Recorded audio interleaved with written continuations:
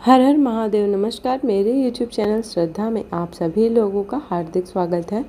उम्मीद करती हूँ कि आप सभी सुखी और स्वस्थ होंगे, भगवान की भक्ति में व्यस्त होंगे। आइए जानते हैं आज इस वीडियो के माध्यम से शिव महापुराण संहिता 2 के पंचम खंड के 58वें अध्याय के बारे में, जिसमें दुंदभिनहार्द का वध के बारे में बताया गया है। सनत कुमार जी बोले, हे व्यास जी, अब मैं आपको भगवान शिव द्वारा दुंदभिनहार्द नामक दैत्य की वध की कथा बताता हूँ।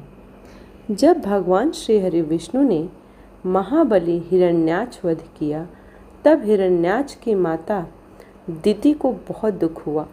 तब देवताओं के घोर शत्रु दुंदभिनहार्द ने दिति को अपने साथ मिला लिया और उनसे कहा, देवताओं की ताकत को तभी कम किया जा सकता है जब उनकी पूजा करने वाले ब्राह्मणों को नष्ट कर दिया जाए। जब ब्राह्मण नष्ट हो जाएंगे तब यज्ञ नहीं होंगे, और जब यज्ञ नहीं होंगे तब देवताओं को भोजन नहीं मिलेगा तथा इसी कारण वे निर्बल हो जाएंगे। यह विचार मन में करके वह दुष्ट फिर विचार करने लगा और तपस्या करने वाले ब्राह्मणों की खोज करने लगा। जब उन्हें ज्ञात हुआ कि काशी नगरी ब्राह्मणों की भूमि है, इसलिए सर्वप्रथम हमें वहीं से अपना कार्य आरंभ करना चाहिए। वह दुंदभिनहार्द नामक दैत्य कुशा और समिधा लेने जाने वाले ब्राह्मणों को मारने लगा। वह नदियों और तालाबों में जलजीव बनकर छिप जाता तथा वह स्नान करने आए साधुओं और तपस्वियों को वहीं मार देता तथा वनों में वंचर बनकर ब्राह्मणों का वध कर देता। रात में बाघ का रूप धारण करके वह ब्राह्मणों को खाने लगा। दिन में वह मुनियों की तरह ध्यान लगाकर मुनियों के बीच बैठ जाता। इस प्रकार उस दुष्ट राक्षस ने बहुत सारे ब्राह्मणों का वध कर दिया। एक शिवरात्रि के दिन भगवान शिव का एक भक्त देवालय में बैठकर भगवान शिव की पूजन करने के पश्चात ध्यान कर रहा था। निरहाद ने जब इस प्रकार उसे अकेला देखा तो बाघ का रूप धारण कर उसे खाने के लिए आगे बढ़ा, परंतु उसने पहले ही अपने चारों ओर शिव मंत्र रूपी कवच धारण किया हुआ था, इसलिए वह उस शिव भक्त को खा नहीं सका। इधर भक्त वत्सल भगवान शिव ने अपने भक्त पर आए उस संकट को जान लिया। वह उसकी रक्षा के लिए शिवलिंग से प्रकट हो गए और जैसे ही दुंद निर्भीत दोबारा बाघ रूप में उस ब्राह्मण पर झपटा, भगवान शिव ने उसे धर दबोचा।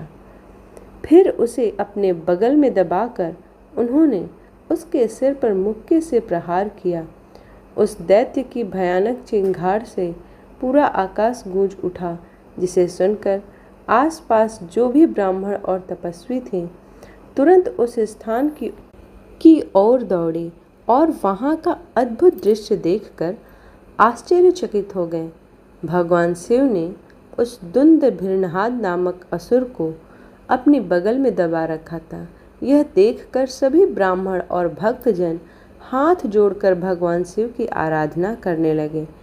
तब उनकी भक्ति भावना से की गई आराधना को सुनकर भगवान शिव बोले, हे मेरे प्रिय भक्तों, जो मनुष्य यहाँ आकर श्रद्धा भाव से मेरे स्वरूप का दर्शन करेगा, मैं उसके सभी कष्टों और दुखों का नाश कर दूंगा।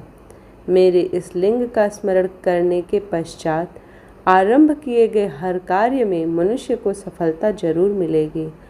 इस संसार में जो भी मनुष्य व्याघ्रेश्वर नामक उत्तम शिवलिंग के प्राकाट्य के इस उत्तम चरित्र को स्वच्छ निर्मल मन एवं श्रद्धा भाव से सुनेगा, सुनाएगा, पढ़ेगा या पढ़ाएगा, उसकी सभी मनोकामनाएं अवश्य पूरी होंगी तथा उसके समस्त दुखों और कष्टों का नाश होगा। अंत में उस मनुष्य को मोक्ष की प्राप्ति होगी। भगवान शिव की उत्तम लीला से संबंधित यह कथा स्वर्ग, यश और आयु प्रदान करने वाली तथा वंश वृद्धि करने वाली है। उम्मीद करती हूँ कि आज की ये वीडियो, आज का यह शिव महापुराण का पाठ आप लोगों को पसंद आया हो।